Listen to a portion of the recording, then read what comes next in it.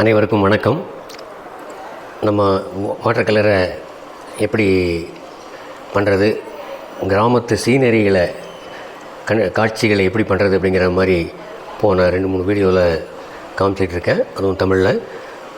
அந்த வீடியோவில் முதல்ல கிராமத்து காட்சிகளையும், அடுத்த வீடியோவில் மரங்களை எப்படி பண்ணுறது அப்படிங்கிற மாதிரி உங்களுக்கு காட்டினேன். இப்போது அதனுடைய தொடர்ச்சியாக இந்த வீடியோவில் கண்டிப்பாக கிராமத்து செட்டிங் அப்படின்னாலே கிராமத்து வீடுகள் இல்லாமல் இந்த சீனரிகள் கம்ப்ளீட் ஆகாது. அதனால் அது இந்த வீடுகள் ஒரு முக்கியமான எலிமெண்ட். பியூராக இருக்கக்கூடிய கிராமத்து வீடுகள், கொஞ்சம் நகர்ப்புறமான இடங்களில் இருக்கக்கூடிய வீடுகள் அப்படிங்கிறதும், அது அந்த ஓட்டு வீடுகள், மறுபடியும் கொஞ்சம் கட்டிடங்கள், இதெல்லாமே கொஞ்சம் வித்தியாசமான ஒரு சூழலை க்ரியேட் பண்ணும். அதை இப்போது உங்களுக்கு ஒரு 4-5 படங்களை காமிச்சிட்டு அப்புறம் உங்களுக்கு அதை எப்படி பெயிண்ட் பண்ணுறதுன்னு உங்களுக்கு காட்ட போகிறேன். கிராமங்களில் இந்த மாதிரியான ஓட்டு வீடுகளை நீங்கள் சாதாரணமாக பார்க்க முடியும். இது தனியாகவும் ரோ மாதிரி ஹவுசஸ் கண்டினியூஸாக இருக்கிற மாதிரியும் நீங்கள் நிறைய பார்க்க முடியும். இந்த ஓடுகளை, இந்த மாதிரி வீடுகளினுடைய சுவர்கள் சிலது கலர்லாம் அடிச்சிருப்பாங்க, சிலது ஒயிட்டாக இருக்கும். இது மாதிரியெல்லாம் எப்படி பண்ணுறதுங்கிறத நம்ம இதில் பார்ப்போம். இந்த வீடுகளில் வித்தியாசங்கள் நிறைய இருக்குது. ஒரு சிலது பார்த்திங்கன்னா ஒரு குளக்கரையில் இருக்குது. அந்த கரையில் இருக்கக்கூடிய வீடு கீழே குளத்தில் இருக்கக்கூடிய ரிஃப்ளெக்ஷன் நீங்கள் இதில் பார்க்கலாம். அதேமாதிரி தூரத்தில் இருக்கக்கூடிய வீடு, இந்த வீடு பார்த்திங்கன்னா சாதாரணமாக வெள்ளை அடிக்கிறதுக்கு பதிலாக இந்த மாதிரியான மஞ்சள் கலரையும் அடிப்பாங்க. இதில் பார்த்திங்கன்னா முன்னாடி இருக்கிற ஓட்டு வீடு, இந்த ஓட்டு வீடுலேயே கொஞ்சம் மேலெல்லாம் உயர்த்தி கட்டியிருப்பாங்க. அப்புறம் பின்னாடி கொஞ்சம் மாடி வீடு மாதிரிலாம் இருக்குது. இந்த மாதிரி வீடுகளை நம்ம எப்படி அப்ரோச் பண்ணுறது, எப்படி ஸ்கெட்ச் பண்ணிவிட்டு அப்புறம் அதை நம்ம பெயிண்ட் பண்ணுறது வாட்டர் கலரில் அப்படிங்கிறத நம்ம இதில் பார்க்க போகிறோம். இதே தான் அந்த வீடுகள் எப்படி இந்த கிராமத்தில் அதை நம்ம எப்படி ஹேண்டில் பண்ணியிருக்கோம் அப்படிங்கிறத நீங்கள் பார்க்கலாம். இது பார்த்திங்கன்னா தனியாக இங்கே ஒரு காடு பக்கமோ அல்லது ஒரு ஆத்தங்கரை பக்கமோ இருக்கிற வீடு. அந்த வீடு ஓட்டு வீடு, அதனுடைய நிழல் வெயில் அடிக்கும்போது கீழே எல்லாம் விழுகிறது எப்படி அப்படிங்கிற மாதிரி இதில் நீங்கள் பார்க்குறீங்க. இது கொஞ்சம் கேரளா டைப் வீடு. அதனுடைய இது எப்படி இருக்குது, இந்த மாதிரி கட்டிடங்கள் இதெல்லாம் அதிகமாக கேரளா டைப் பார்க்கலாம். இங்கேயும் இருக்குது. இது பாருங்கள், கொஞ்சம் வானம் மேகமூட்டமாக இருக்கிற நேரத்தில் இந்த வீடு எப்படி நம்ம ஒரு குன்னூர் ஊட்டியில் இருக்கிற மாதிரி ஒரு இடத்துல வீடு எப்படி பெயிண்ட் பண்ணுறது அப்படிங்கிறத இதில் காமிச்சிருக்கேன். இந்த வீடு பார்த்திங்கன்னா ஒரு கிராமத்தில் அந்த கட்டடங்கள் அங்கே கட்டுறதெல்லாம் பார்த்திங்கன்னா எல்லாமே ஒரு ஸ்மால் ஏரியாவை கட்டிட்டு அப்புறம் பார்த்திங்கன்னா எக்ஸ்டெண்ட் பண்ணிகிட்டே இருப்பாங்க. இந்த மாதிரி ஒரு பாத்ரூம் மாதிரி, இந்த மாதிரி இதெல்லாமே நம்ம ஒரு ஓவியமாக கொண்டு வர்றதுக்கு மிக அருமையான சந்தர்ப்பங்கள். இதெல்லாம் நம்ம பெயிண்ட் பண்ண முடியும். அதே மாதிரி இந்த வீடு பார்த்திங்கன்னா கிராமத்துலேயே ஒரு இடிஞ்ச வீடு செங்கல்லாம் தெரியுது. மேலே பழைய காலத்து கண்டிப்பாக ஒரு 70 வருஷம் 100 வருஷத்துக்கு முன்பட்ட வீடு அப்படிங்கிறது பார்த்தாலே தெரியுது.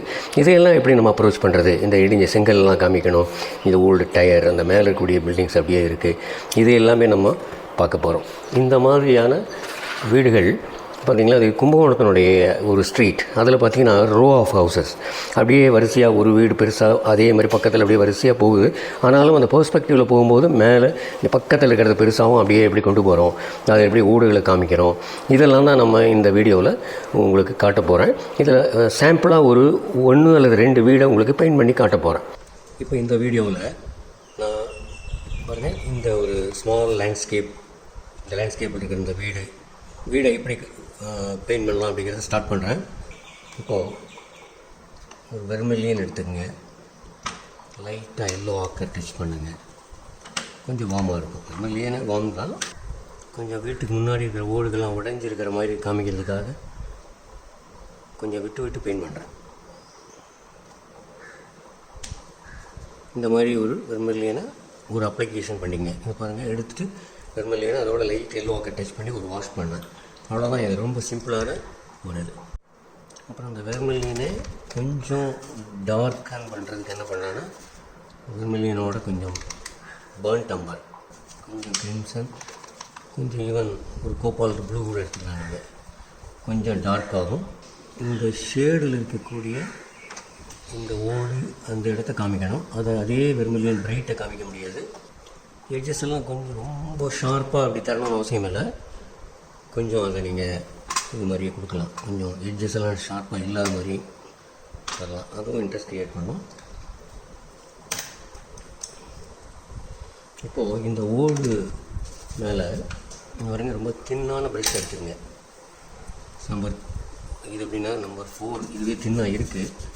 ஓகே, இந்த வெர்மிலியனை பாருங்கள், இதில் ரொம்ப லைட்டாக தின்னான லைன்ஸ் உங்களுக்கு அங்கங்கே டார்க் அண்ட் லைட்டாக தெரியும். இந்த நீட்டிகிட்டு இருக்கக்கூடிய அந்த மூங்கில் அது இதுங்கிறதெல்லாம் கொஞ்சம் ப்ளூ டச் பண்ணிட்டிங்கன்னா வெர்மிலியனோட ஒரு வார்ம் ப்ரௌன் மாதிரி வரும்.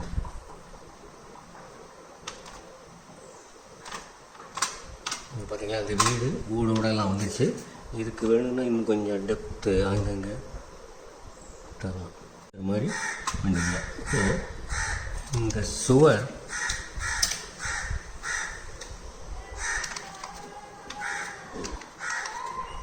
கிரிம்சன் வந்து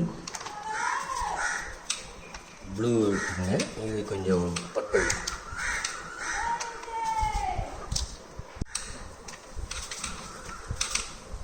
கொஞ்சம் பர்பிள், ஒரு ப்ளூ விஸ் பர்பிள் மாதிரி எடுத்துக்கங்க.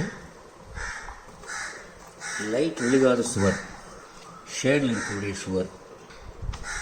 அது எப்போவுமே வெள்ளை கலர் ஷேடில் இருக்கும்போது ப்ளூ டிண்டில் தான் இருக்கும்.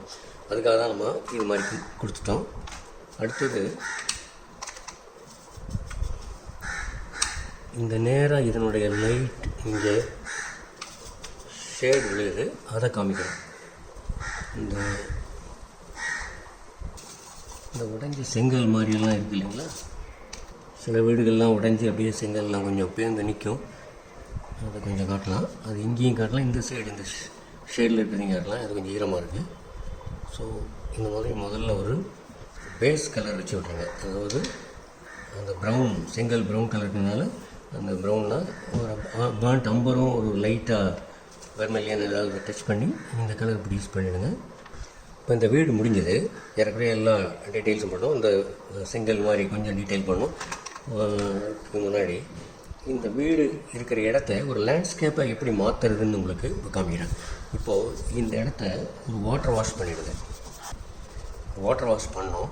அது மேலே இப்போ நீங்கள் கொஞ்சம் ப்ளூ எடுத்து வச்சிங்கனாலே அதெல்லாம் தண்ணியில் அப்படியே மிக்ஸ் ஆகிடும்.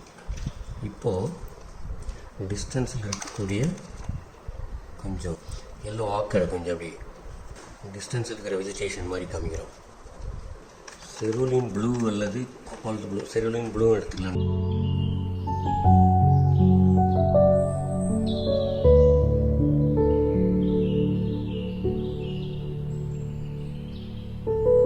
இந்த க்ரீனும் டச் பண்ணிட்டீங்க. கொஞ்சம் வெஜிடேஷன் பக்கத்தில் இருக்கிற மாதிரி, க்ரீன் பக்கத்தில் கொண்டு வர பக்கத்தில் வெஜிடேஷன் இருக்கிற மாதிரி மீனிங் தெரியும். இப்போது இந்த ஹவுஸுடைய முன்னாடி, வீட்டுக்கு முன்னாடி இருக்கக்கூடிய நிலப்பகுதி, 4 கிரவுண்ட் சொல்லக்கூடிய அந்த நிலப்பகுதியை ஒரு எல்லோ ஆக்கர் எடுத்துக்கோங்க. லைட்டாக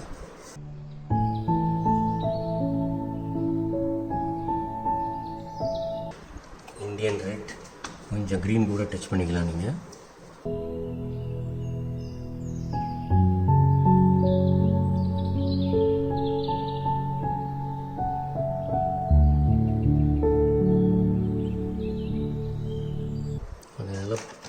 கொஞ்சம் 4 கிரவுண்ட் இருக்கக்கூடிய கிரவுண்டை கொஞ்சம் புல்லெல்லாம் இருக்கிற மாதிரி கொஞ்சம் அங்கங்கே கொஞ்சம் டார்க்.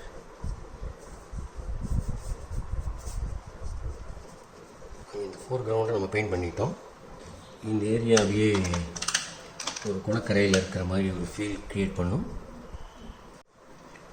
இப்போது இந்த வீட்டுக்கு பின்னாடி கொஞ்சம் டெப்த் புஷஸ் எல்லாம் இருக்கிற மாதிரி, கொஞ்சம் அதாவது மரம் செடி கொஞ்சம் டிஸ்டன்ஸில் இருக்கிற மாதிரி ஒரு டெப்த் வச்சுருந்தீங்க. அதை நீங்கள் ஸ்டோக்ஸ் வைக்கும்போது எப்படின்னா கொஞ்சம் ட்ரீனுடைய ஷேப்பில்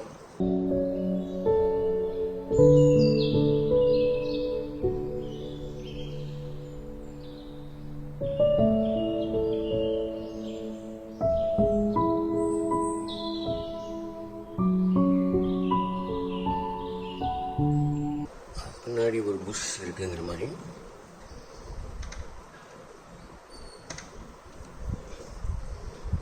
கொஞ்சம் இன்ட்ரெஸ்ட் க்ரியேட் பண்ணும். அந்த டிஸ்டன்ஸில் இருக்கக்கூடிய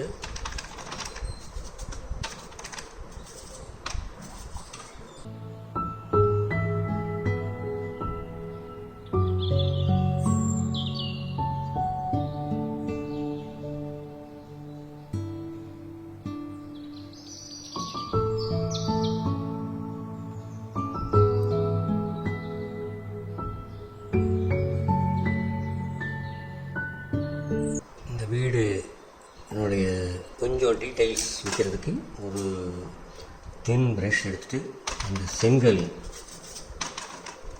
இந்தியன் ரெட் அல்லது பேர்ன் சைனா எடுத்துக்கங்க. அதில் கொஞ்சம் செங்கல் மாதிரியான ஸ்ட்ரோக்ஸ் இந்த சைடு லைட்டில் வரும்போது கொஞ்சம் லைட்டாகவும், அதே இது கொஞ்சம் டார்க்கில் போகும்போது கொஞ்சம் டார்க்காக வைங்க. ஷேடில் அந்த கலர் அவ்வளோ டீட்டெயிலாக தெரியாதுங்க, டார்க்காக. மறுபடி அந்த வீட்டை பொறுத்தளவு நம்ம இதை முடிச்சிட்டோம். அதாவது இந்த பேக்ரவுண்டுக்கு ஒரு வாட்டர் வாஷ் கொடுத்துட்டு ப்ளூ கோபால்ட் ப்ளூ அப்ளை பண்ணிவிட்டு அது வெட்டாக இருக்கும்போதே கொஞ்சம் எல்லோ ஆக்கர் வைக்கிறீங்க. அப்புறம் அது தொடர்ந்து கொஞ்சம் க்ரீன் ப்ளூஸ் வைக்கிறீங்க, செருவுலின் ப்ளூ. அப்புறம் கொஞ்சம் டார்க் க்ரீன், சாப் க்ரீனோட லைட்டாக கொஞ்சம் ப்ரெஷியன் ப்ளூ இந்த மாதிரி ஏதாவது கொஞ்சம் ப்ரௌன் டச் பண்ணிங்கன்னா கொஞ்சம் டார்க் ஆகிடும். இந்த டார்க்கான ப்ளூவை க்ரீனை இங்கே கொஞ்சம் ட்ரீ மாதிரியே ஷேப்பில் அப்ளை பண்ணிகிட்டே வர்றீங்க. இந்த இடத்த கொஞ்சம் செருவுலின் ப்ளூ நல்ல டிஸ்டன்ஸில் இருக்கிற மாதிரி பண்ணிடுறீங்க.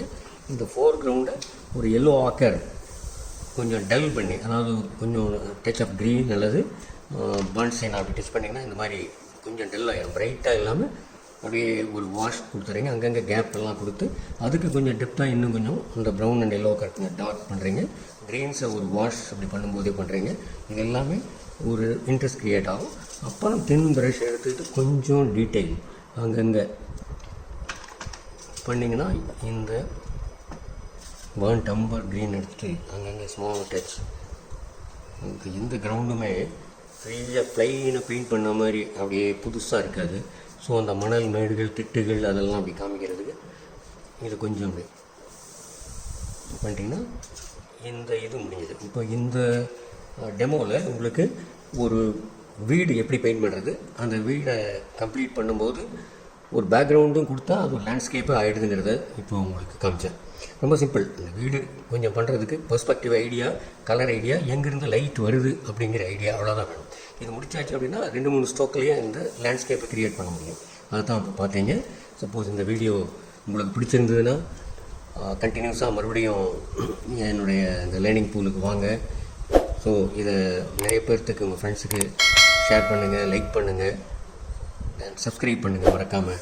கண்டினியூஸாக உங்கள் ஃப்ரெண்ட்ஸுகளை இந்த லேர்னிங் பூலுக்கு வர வச்சு அவங்களையும் பெயிண்ட் பண்ணுறதுக்கு உற்சாகப்படுத்துங்க. Thank you. Keeps painting and keep sketching தொடர்ந்து செய்யுங்க. மீண்டும் சந்திப்போம்.